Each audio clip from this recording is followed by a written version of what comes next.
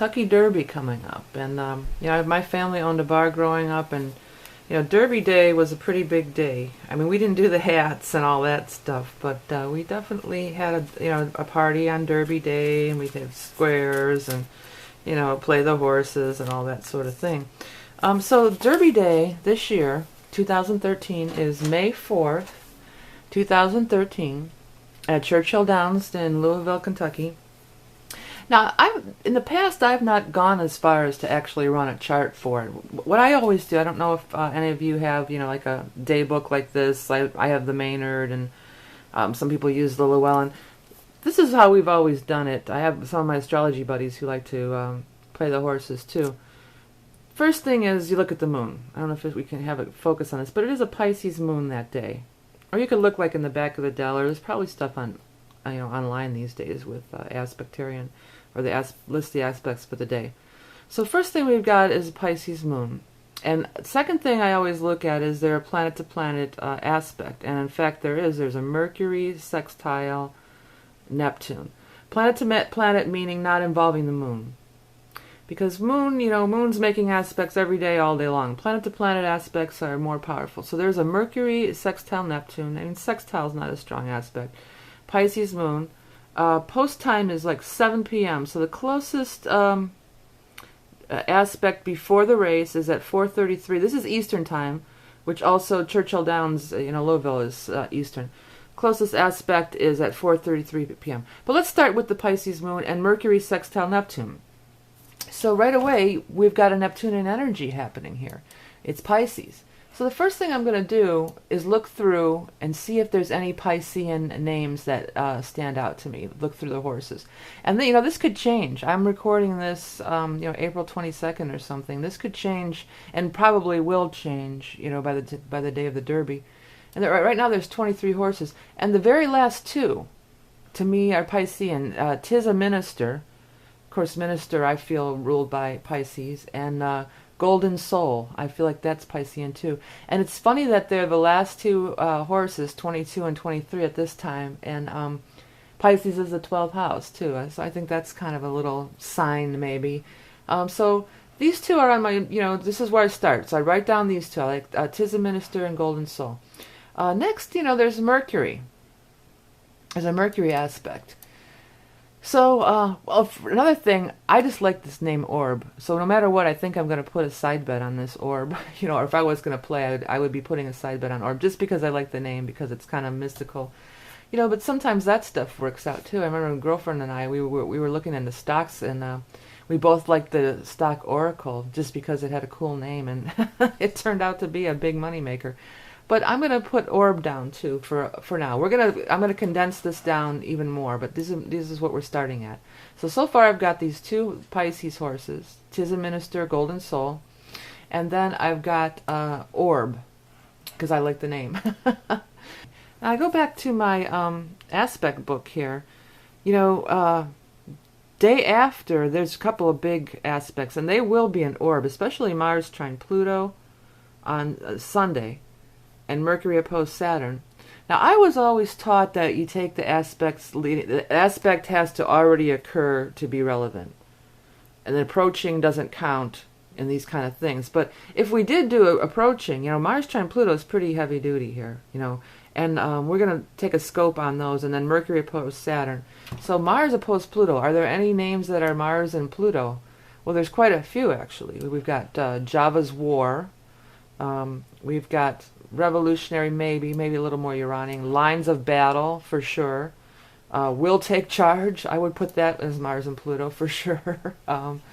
Let's see what else we've got here. Normandy Invasion, I would say that's a Mars-Pluto name.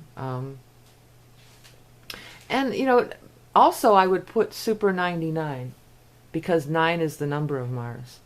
So those are those Mars horses. I don't know that I'm going to pick any of those, Mars, Battle, Pluto horses, but I'm just pointing out, this is how we go about it. This is how we do it. Back to the numerology. That's what I skipped in the beginning with the Pisces. Neptune is 7. I use 7 with I think some people use 3, but I've always used 7 to represent Neptune and Pisces. So I'm going to look at the 7 horse, which is Lines of Battle. All All right, right away I'm going to put a little mark on lines of battle because it's a 7 on the Pisces, so it has some of that energy. And it's also come up as the Mars-Pluto. So that's one that shows up on 2 different times here. It shows up as numerology and it shows up as planetary.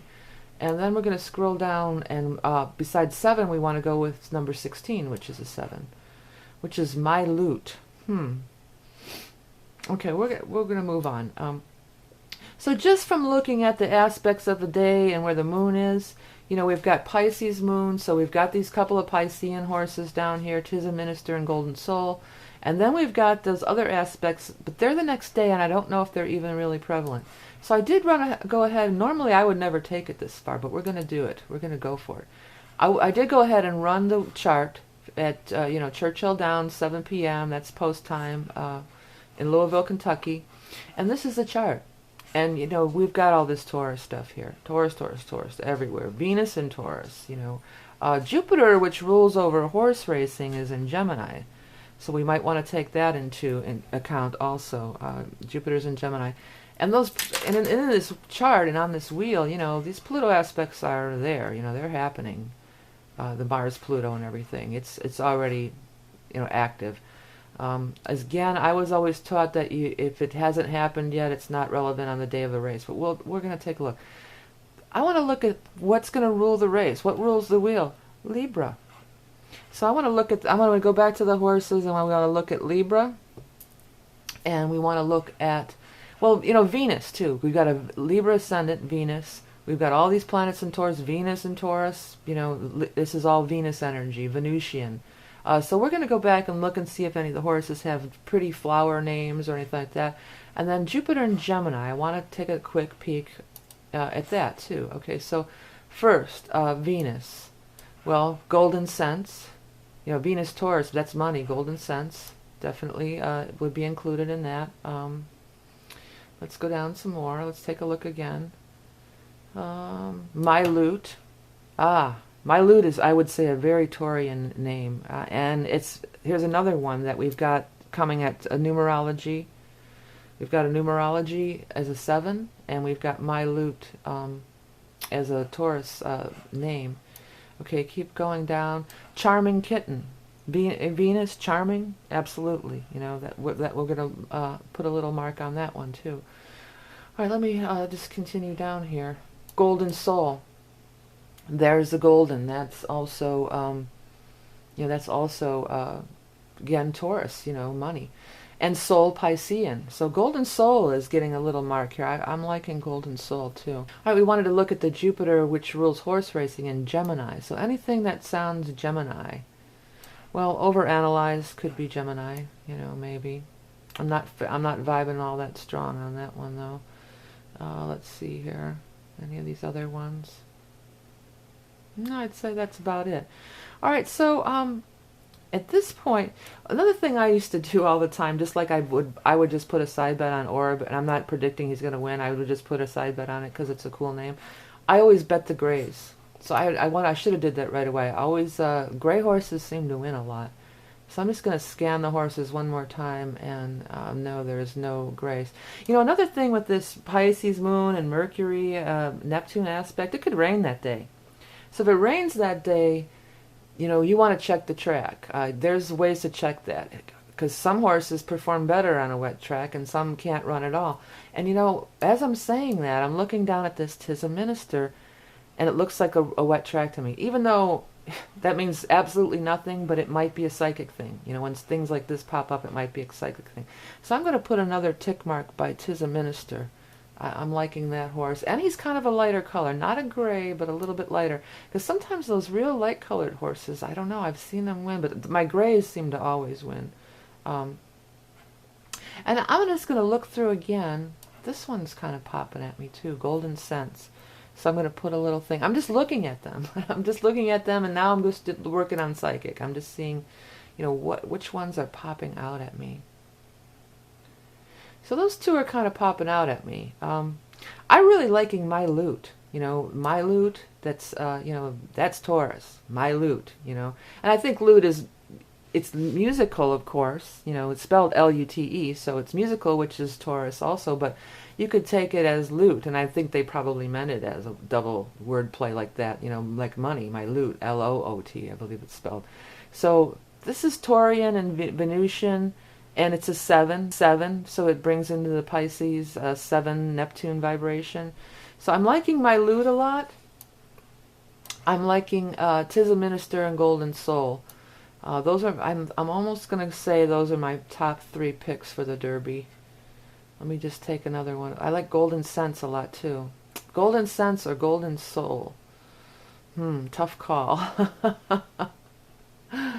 Okay, I think I've made my my picks. So I'm gonna say that I like my lute. I like my lute is my top pick. Tis a Minister second.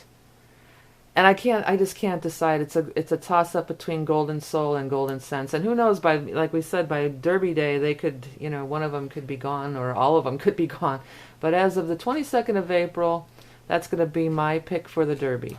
My lute, Tis a Minister, and then Golden Soul and Golden Sense. And as I said a few times, I just have to put a side bet on Orb just because what a cool name. Okay, everyone, this is Vicki Verley, the Rock and Roll Prophetess. And remember, you're love and beauty incarnate, and I'll talk to you soon. Water. Essential to life on Earth. Water comprises over 70% of the Earth's surface and over 60% of the human body. Water can bring peace to our souls or cause great waves of destruction. Throughout the ages, water has been recognized for its powerful spiritual properties. From the sacred waters of the river Ganges to the springs at Lourdes, to the Hindu and Catholic use of holy water, to the ritual of baptism, to the belief of Jesus turning water into wine. While many would call this a mere myth, others would call it a miracle. Our modern-day science is now concurring with what the spiritual have known all along. In fact, positive energy focused on water in the form of prayers and positive affirmations change the water on a molecular level, creating beautiful symmetrical designs when frozen and viewed under a microscope. Inspired by these scientific experiments, I began taping words like love and joy to my water purification pitcher. Inevitably, the words would begin to blur and fade as they were exposed to moisture. This led me to search for a more permanent solution. After many prototypes, I finally arrived at the Drinking in the Love water charging strips. Drinking in the Love include a set of 11 water charging strips, including the words clarity, beauty, joy, inspiration, miracle, grace, peace, healing, gratitude, prosperity, and love. Use any or all of these strips in different combinations to suit your manifestation needs. Permanently adhere the strips to your favorite drinking vessel by splitting open the dual-sided peel-away adhesive strips, or affix with a piece of ordinary household tape to reuse again and again. Drinking in the Love strips are laminated for easy cleaning and long-lasting durability.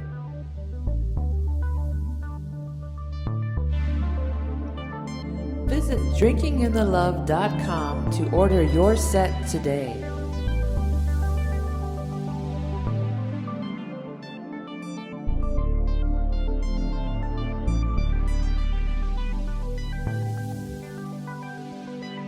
Drinking in the Love water strips are a tool for spiritual growth and make no claims of any scientific results.